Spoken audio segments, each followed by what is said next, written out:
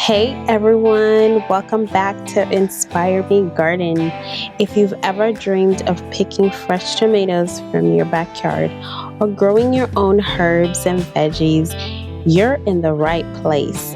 Today I'm going to walk you through everything you need to know to start your own backyard garden, even if you've never planted a single seed before. So grab a pen and a piece of paper. Gardening might seem intimidating at first, but trust me, once you get started, it becomes one of the most rewarding hobbies out there. Let's start with a why. Why should you grow your own garden? First, fresh food.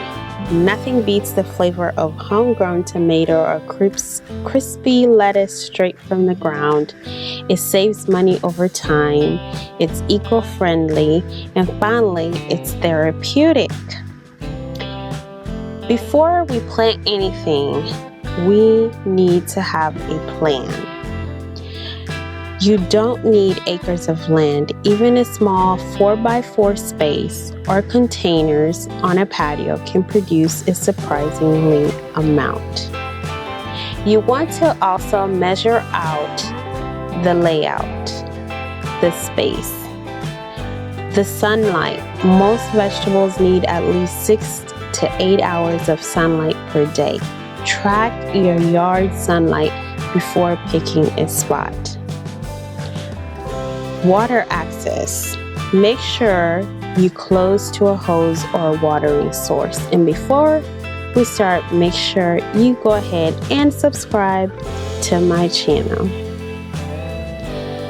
We are also going to look at the drainage. Avoid low areas where water pools, raised beds can help with this. If you have areas that have a lot of water pooling, you can do raised beds.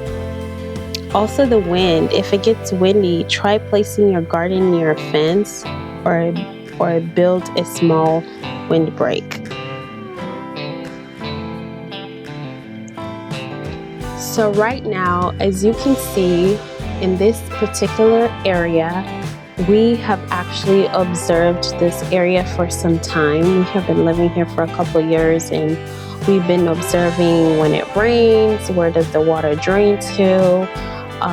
And also you want to make sure that in that area, have the state come out and identify the wirings, any type of gas line or cable line, so that you know the area that you're working with. If you're doing a backyard gardening, you just don't want to start digging without actually knowing what's underneath, okay? Because we want to be careful.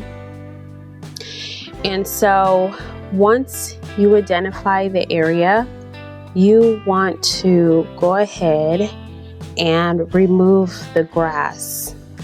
Grass is something that will continue to grow, and it will grow through the soil, and it will disrupt your plants, so your vegetables. So you want to make sure that area is, you remove the soil. And once you do that, you also want to identify what type of design you want your garden to have. For example, I picked out these stones, and so the stones really work out good. When I started gardening, I had like wood. I used wood to, design my garden. That was good, but I feel like the stones last longer. The wood was just like rotting after time. And yes, if you don't have the money to do that, you can actually start with the wood, which is okay, with the timber, which is okay. But over time, I prefer the bricks. They lasted a long time. So you can go to one of these places, garden places, where they sell different types of stones. They have so many different types of stones that you can use. different colors, whichever one you want to decide on, whatever design you want. So I fell in love with this particular stone, and we went and got the stones. Now, let me tell you, when it comes to arranging the stones, you want to make sure that they are lined up well. So I use a yarn to measure, to help me keep the stones in one line together.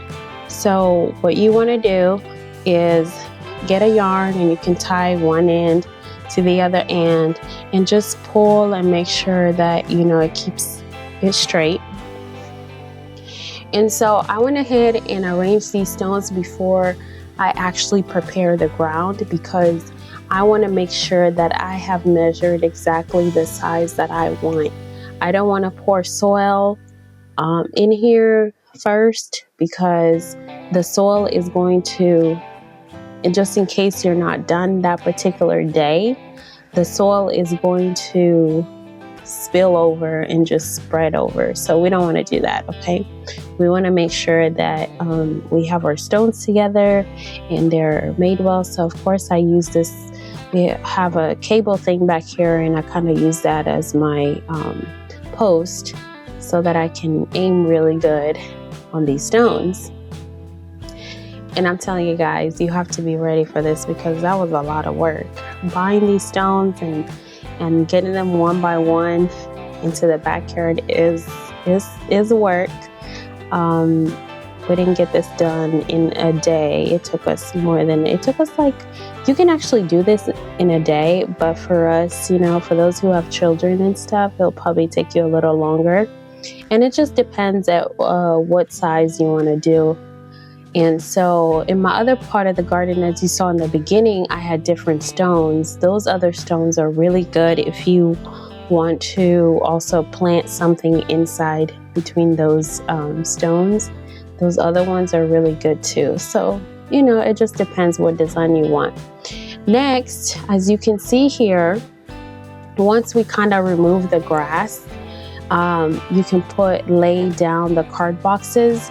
We did not remove all the grass because it was so dry and so hard to remove some of the grass. So sometimes, if because of the, we're headed to summer and it's going to be really, really hot. And so if you are not able to remove the grass, that's okay. You can actually cover it up with card boxes. And this is going to help also prevent some of the weeds coming through. And so you want to cover up with card boxes. This will help get rid of the grass, make sure the grass doesn't grow back. This is a very important step in gardening.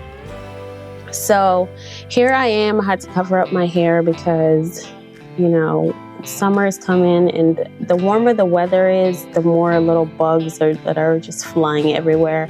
And of course, I didn't want any dust in my hair. So that's an option too. If you want to cover up your hair, you can. Also, this is important.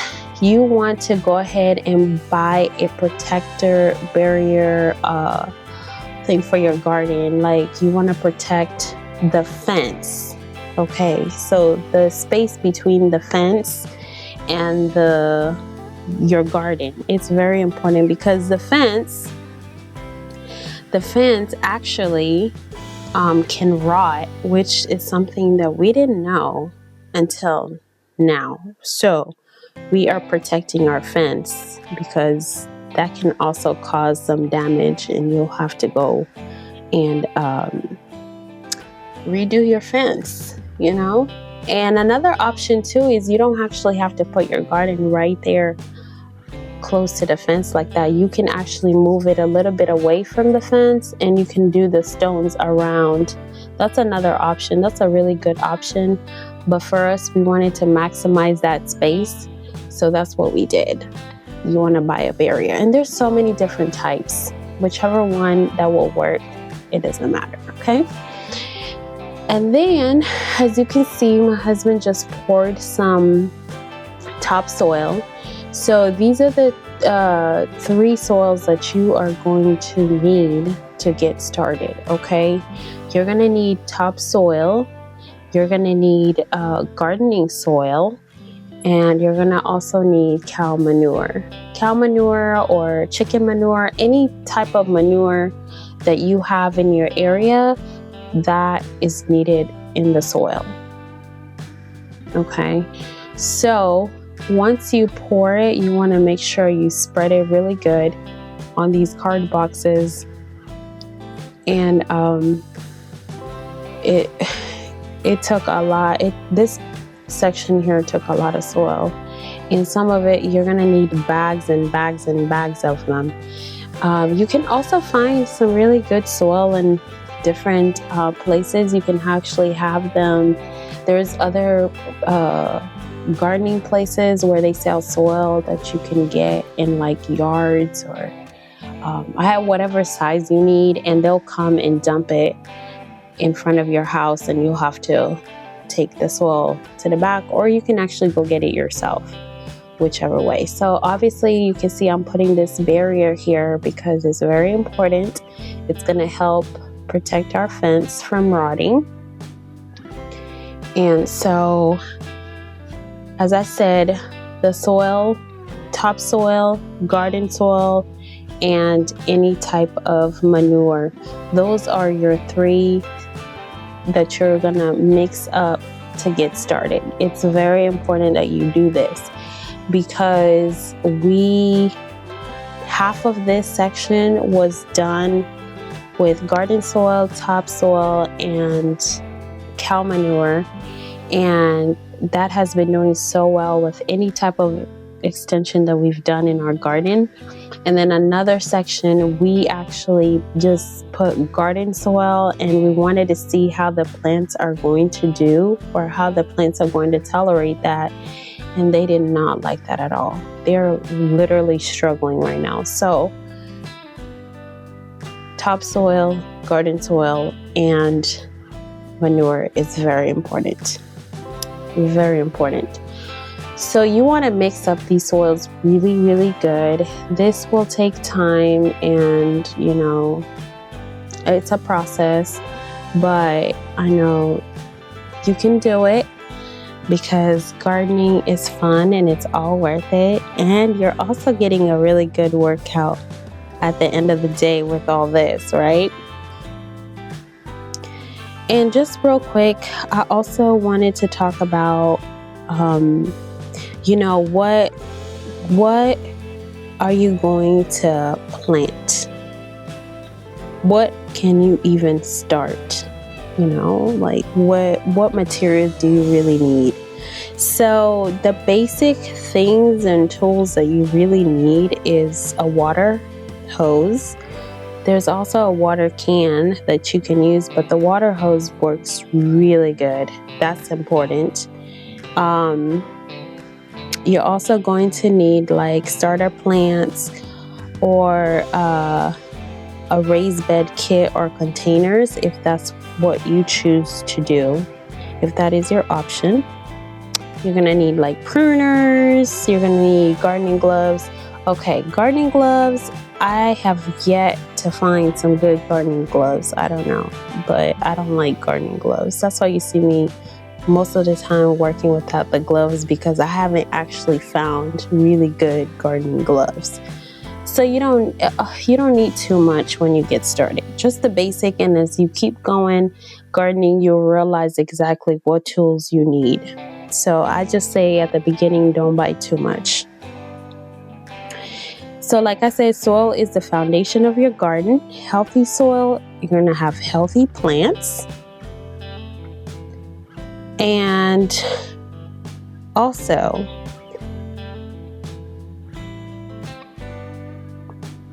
when you are going to start planting your plants, as a new gardener, you're going to run into a few common hiccups, like your plants are going to have yellow leaves, no fruit, no, You're going to have pests that you're going to have to deal with. There's a lot of things that come into gardening, but don't panic, because mistakes are part of the process, and each session is a learning experience.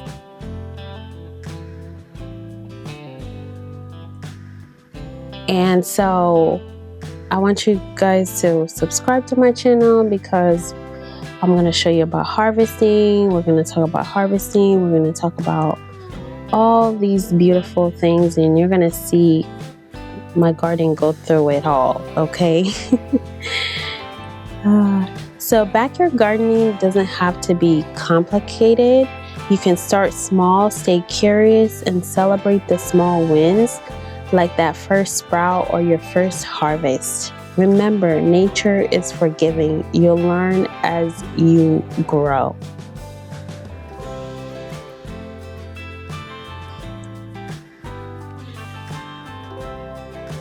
So, if you found this video helpful, give it a thumbs up and hit that subscribe button. It really helps out the channel. I'll be posting more tips on composting, container gardening, and pest control, so stay tuned. And let me know in the comments, what are you planning to grow this season? Happy gardening, friends, and I'll see you in the next video.